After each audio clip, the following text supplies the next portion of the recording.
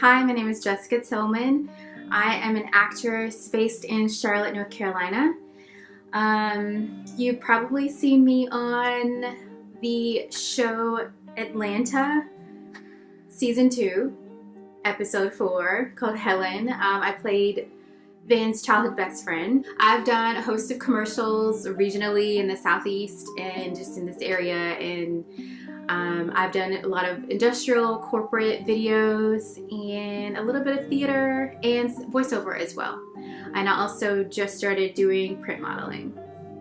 What has my experience been like as a Black actress? Okay, so I'm just gonna lay out just a couple of things and hopefully I can do this quickly. As a Black actress, I guess for me specifically, right, personally, I get called in for ethnically ambiguous roles because I'm light-skinned. If you aren't aware that Black people, African American people here in the United States are different shades. They're dark, brown, light, yellow, whatever. And the reason we are those different shades is because when we were brought over here, our masters raped Black women, or they had love relationships with Black women, and therefore we get lighter babies, and lighter complexions, and varied complexions. It's interesting sometimes when you see, personally, when I see a Black family on TV, I always think that it's just not very accurate to how a Black family looks, because my sister is brown skinned, my father is brown skinned, but my mother is light skinned. It's a lot of times it's a mix. So oftentimes you'll see Black families and they're the same skin tone or like the same hair and texture hair, and it just really isn't that way, right? It's a varied mix. As long as everybody kind of has like similar features, then it works. So that's always just been a thing for me, to feel like Black people need to be in all spaces, especially when it comes to producing commercials or film, to make that just look realistic. So yeah, ethnically ambiguous, that's normally what I get. And what I've found challenging, I guess generally, is what to do with my hair and what's acceptable. Right now my hair is straight, and with straight hair it seems to me more acceptable for corporate industrial videos where I'm reading from a teleprompter and I'm addressing the world, like Wells Fargo or Bank of America, because I'm perceived as a manager. And see, that's kind of racist, right? Right? Black people should be able to wear their hair in dreads or in braids or whatever they like, as long as they can do the job. So anyway, when you throw water on my hair or it's humid, my hair is going to curl up. And so I have two different curly looks. One's a wavy look and one is a natural curly look. Wavy, when I braid my hair and it comes out as waves, it seems to be more acceptable and tamed maybe for the audience. I have been really hesitant about wearing my naturally curly hair, but it's very much, it's a bushy, I have a lot of hair, so it's bushy, and I wish I could just wear it that way and really feel confident, but I haven't settled into a hairstyle that would like work and that I know that I'm gonna book. So a lot of times when I'm submitting my auditions, I put my hair can be curly, straight, and wavy. But yeah, I think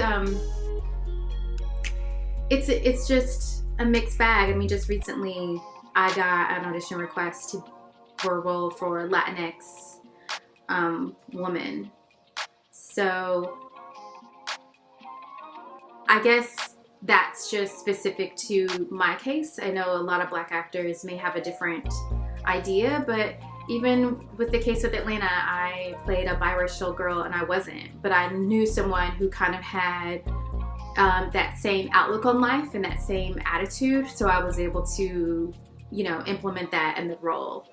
I had related more to Van's experience because of the people that I know or that are close to me in my life. So yeah. Okay, now tips for actors. Many times I have new actors reach out to me and say, what should I do? How should I get started? Start taking classes. Start taking beginner classes and create a backstage profile. Backstage allows you to submit auditions when you don't have a lot of experience. You can get requested for auditions. I started out that way, and I would find myself, for one of them, I found myself, the first commercial that I ever did was a Tinder commercial. And I think that was like back in 2013 or something. But it was my first time being on set, and I got to see the process. And so that's why you're doing backstage, you're doing things for free, because you want to see what the process is like. And then after you build a little resume and you can put some things down, and maybe you've even tried theater from your acting classes or whatever studio you decide. And I think it's really important, the studio or the teachers and coaches that you decide to give your money to. Private coaching is always great.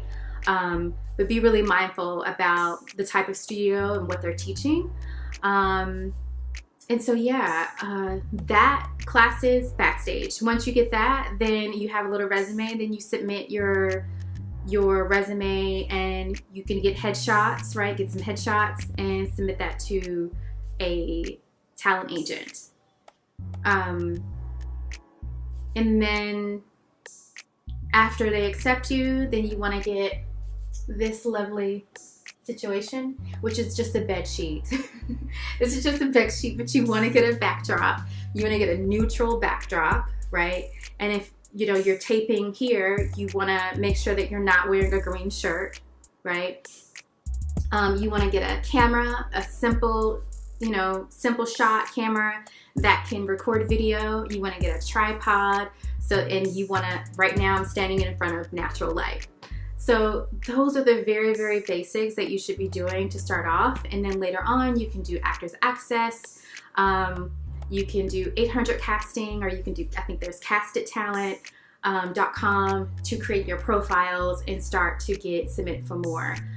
And just work your way up. In the beginning, when I started acting, I would get like one-liners, and it was really frustrating because you're like, oh, I'm just capable of more.